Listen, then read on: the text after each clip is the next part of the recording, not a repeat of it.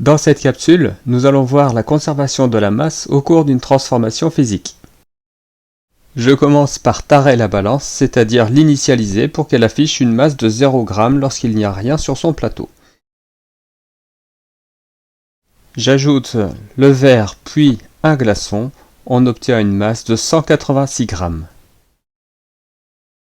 Je laisse fondre le glaçon, donc le glaçon subit une transformation physique.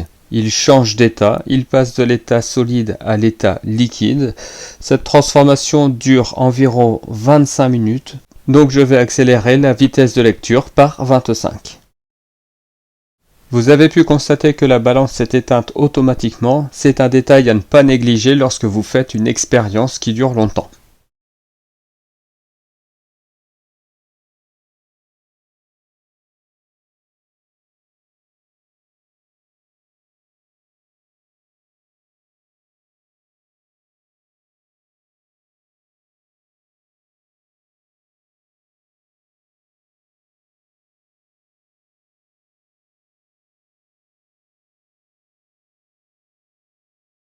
L'expérience n'est pas encore terminée, mais j'en profite pour contrôler la masse pendant la fusion de la glace.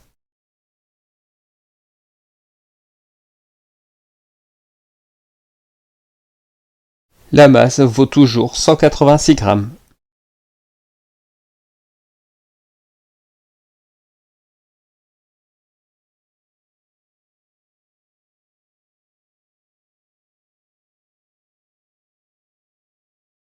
En fin d'expérience, le glaçon a totalement fondu, il n'y a plus que de l'eau dans le verre et la masse vaut toujours 186 g.